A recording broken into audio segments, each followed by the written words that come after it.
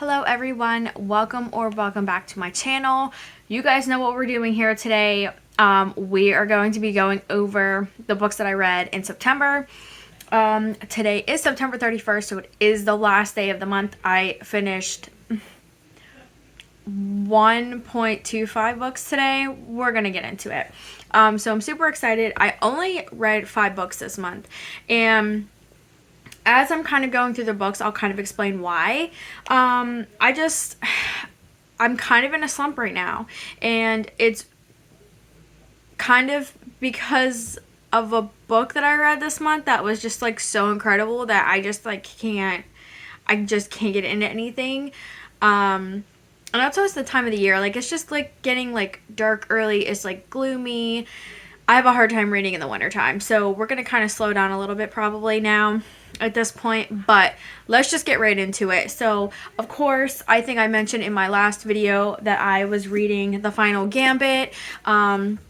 This was the first book I finished this month. Of course, I gave it 5 stars. I gave it 5 stars before I even purchased the book. I just love this trilogy so much. It is so amazing. If you haven't read it yet, please go read it. It's the Inheritance Games trilogy. So the first book is the Inheritance Games. The second one is the Hawthorne Legacy. And then this is the third book in the series. It was so good. I think I said in one of my other videos a couple months ago that I wasn't sure what was going to be in this book, because I felt like they wrapped up the Hawthorne Legacy so well that I had literally had no idea. But honestly, guys, it gets better. So like I said, if you have not read this yet, I highly recommend. I'm kind of sad that it's over, but to be honest, I think I've already decided that I'm going to reread these books again on it, within the next couple of months, now that I have all 3 of them, so that I can read them back to back. There were things that was happening in this book, and I was kind of confused. I think it was something that came up in the second book and I forgot about it. So because I did have a month in between finishing the second book and then obviously the third book coming out. So there was some time, and there was just a couple things I was confused about. So I am going to try to read them back to back, take my time with them, because I felt like I just devoured this. So we'll see if that happens. If not, it'll be the spring. This is definitely something that I would like to read every year. They're super quick. I mean, they're just so much fun. And for those of you who don't know, the Inheritance Games series is about this 17-year-old girl, Avery, is inherited billions of dollars from Tobias Hawthorne. She has no idea why. One of the stipulations of her getting the inheritance is she has to go and live in his house with his family. He has 2 daughters and 4 grandsons, and they just his 4 grandsons and Avery kind of go through and solve all these riddles and all these puzzles to figure out why he gave her all of everything that he had instead of leaving it to them. And honestly, in the Hawthorne Legacy, you find out a lot of stuff, but in this one, it kind of solidifies it. It all makes sense. It comes full circle. I just loved it so much. Please go pick it up. It is YA, but I mean, the chapters are super short.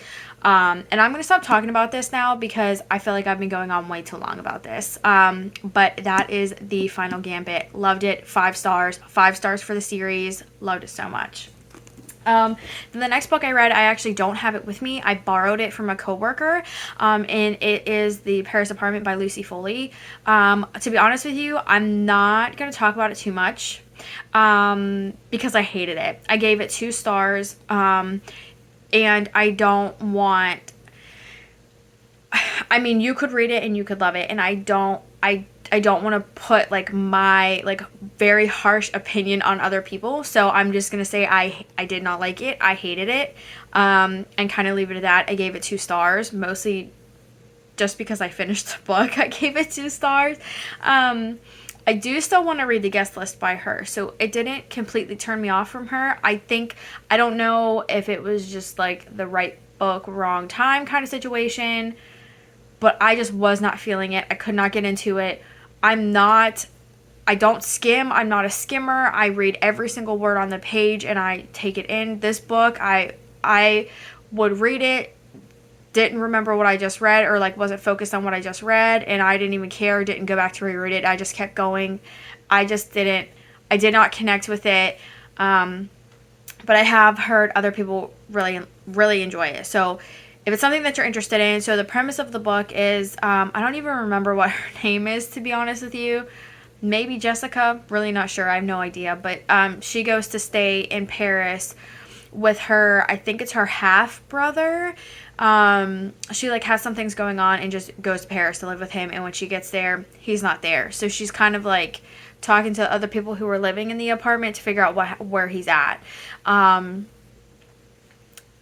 thought it was going to be good. It was not good. I'm going to leave it at that. And we're going to move on to the next book because I don't want to project my negative opinion on other people. That's just how I am. Read it for yourself. If you like it, please let me know. If you don't like it, also please let me know. I would like to know that I'm not the only person out there who didn't like it. But anyway, so, guys, this is the book that put me in a slump in a good way, in such a good way. I finally got to The Seven Husbands of Evelyn Hugo. I'm already tearing up. This book was amazing. I almost don't even have words for how much I love this book. This book did something to me. I don't think a book has ever made me cry so hard in my whole entire life. It was a lot. I loved it so much. It did take me a while to read because I really wanted to take my time with it. I really wanted to absorb what was happening. And I just loved it so much. And because I loved it so much, it put me in a slump. Nothing is ever going to compare to this book. You guys know how much I love The Nightingale. I don't want to say that this trumps that, but it is. I mean, it might. This book was literally so amazing. I gave it 6 stars in my reading journal, 5 stars on Goodreads, because you can only do 5 stars. But this book just did something to me. Taylor Jenkins Reid is just literally incredible. I was very scared to read this book because I was so hyped. And I was worried I wasn't going to like it. I had no trouble getting through this book. I loved every second of it. There was not a moment in this book where I was bored. I loved every second of it. It was just so good. Please read it. So for those of you who don't know, just a brief synopsis is Monique gets chosen. So Evelyn Hugo is like a movie star, and she tracks down Monique, who is a journalist, I think, and she the company that Monique works for wants to do like a tell-all article, I believe, for Evelyn Hugo. And Evelyn Hugo says, I will only do it if Monique does it. And I'm honestly kind of like going to leave it at that. Go in as blind as you can. If nobody has ruined it for you, please read it. Please, please, please read it. It is so good. I honestly cannot even believe how much I loved it. But we're going to quit ranting about it. I just loved it so much. Please go read it. Please, please, please. Okay. So then after that, I needed something kind of lighthearted because that was a lot. It was very emotionally draining for me. It was just a lot. So I decided to pick up In 5 Years by Rebecca Surley. And this book is just about this girl. She gets engaged. This isn't a spoiler. This happens pretty early on. And actually, it's on the back. She gets engaged. She goes to sleep one night. And she wakes up and she's 5 years into the future. She's there for an hour and then she's back in her normal life. And it's just kind of going through her journey throughout it's actually not even throughout the 5 years. It kind of jumps and you don't even like really get to see like what's happening until it's like almost exactly 5, like almost to the date that she like jumped into the future. I know that kind of doesn't make any sense, but if you read it, you'll kind of understand. But it was just okay. I think I gave it 3 stars. It wasn't anything like I didn't love it, but I didn't hate it. I got through it in a day. It's just like it's a very easy read. I I don't want to say it didn't hold my attention, because it did hold my attention, but it just wasn't, it was just average. Like, it wasn't like, I don't know. It just wasn't, it just didn't, it just wasn't it. It was what I, like, it was kind of like a good palate cleanser from Evelyn Hugo, but I don't know. It was just average. I do still recommend it. I do think it was a good book, but it wasn't like amazing. And then actually just tonight I just finished, like I said, I've been kind of in a reading slump, so I kind of have been opening books that I've put to the side for a little bit, and I tried to read them, and like not really interested in reading them. I started reading Addicted for Now on my Kindle. Oh, sorry, it's kind of bright. By Krista and Becca Ritchie, which is the third book in the Addicted series. And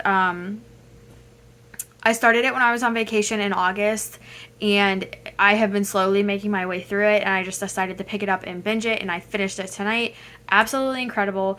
I gave it 5 stars on Goodreads. I haven't updated my reading journal yet, but I feel like you get more involved in the characters in this book, and I just loved every second of it. And let me just tell you, Connor Cobalt, I mean, there is nobody better. There is nobody better. You cannot tell me any different. Amazing. Love him so much. I'm actually getting ready to start Kiss the Sky, which is the first book in the Calloway Sister series, which is Rose and Connor's first book. And I honestly cannot wait. I need more Connor. I just love him so much. I love them all. You really do get like so connected to these characters, like as you're going through the series. It is just so good. I'm so excited to keep on my journey with the Addicted / Calloway Sister series. And just the premise of the Addicted books. So all of the Addicted books, I think there are 5. They all are about Lily and Lauren, who are a couple, and Lauren is an alcoholic. I actually want to call him Lauren. I don't know why, but Lauren is an alcoholic and Lily is a sex addict. And you're kind of just watching their journey of them going through their struggles, and just like going through that. And like the Calloway sisters, like Lily's last name is Calloway, and she has 3 other sisters. So it's just kind of her like going through this with her 2 sisters, Rose and Daisy. So it's just literally amazing. I'm enjoying it way more than I thought I would. I don't know why. The 10-book series thing is what scares me. There's a lot of books, and some of those books are thick, but it didn't even matter. They're so good. Yeah, I highly recommend the Addicted series. Can't really recommend the Calloway Sister series because like I haven't read any of them yet, but like it's in the same universe, so might as well read those too. Like I said, there's 10 books total in between the 2 series. And then also tonight, guys, look what I got the other day. So I decided I was going to read the extra chapter in Verity. And honestly, I'm still processing it. I don't really know how I feel about it. I'm actually not, I'm not going to say anything about it. Okay. You need to read it. Just know that I don't know how I feel about it. I really don't know if it adds anything to the story or not. I don't know. I feel like maybe it would have if we would have had this extra chapter like while I was reading the book the first time, But I don't know. Read it and let me know what you think about the extra chapter. I have heard about that from other people too. They just said that they could kind of do without it, but I just don't know how I feel about it. It's like 40 pages. It's like it's a decent size extra chapter. So I do recommend it. Of course, I recommend Verity anyway, but I do recommend if you can get the copy with the extra chapter in it, please do. I do recommend it. So that is all I have from the books that I read in the month of September. I don't really have a TBR for October. I literally have no idea what I'm going to do. I do have a book that I am going to be buddy reading with one of my friends, and we're going to be talking about it. And it's called The Flock. Let me see if I can find out who it's by here on my Kindle really quick. It's called The Flock by J. Todd Scott. It's a thriller, but let me just pull up the cover so you can see it. This is what it looks like. So we're going to be buddy reading this. But that's really all I have planned. And Kiss the Sky. I have a couple physical books that I have started that I need to finish. I really don't know when I'm going to get around to them. I'm honestly kind of like, I don't know if I'm just burnt out from physical books. So I feel like I'm going to be reading a lot on my Kindle. But I feel like I have been talking a lot. I apologize, but I just wanted to come on here and share the books with you that I read in the month of September. I really do think it was a good month, mostly because I finally read Evelyn Hugo. Literally life-changing. But anyway, and The Final Gambit. And, you know, there were a lot of good, so I didn't read a lot, but I did read very good books that I don't regret reading. So yeah, so that is it for this video. If I do figure out a couple of books that I want to read in the month of October, I will be posting in October a TBR. But as of right now, I really don't think that that's going to happen. I'm really not feeling it right now. Like I said, I'm kind of in a slump, so I'm just kind of going with the flow. I'm not trying to put pressure on myself because that makes me not want to read. So, but like I said, stay tuned for that, possibly. But I will see you guys in my next video. Thank you for hanging out with me on this Friday. Go watch Hocus Pocus 2, as I'm about to do right now. Have a good night, guys.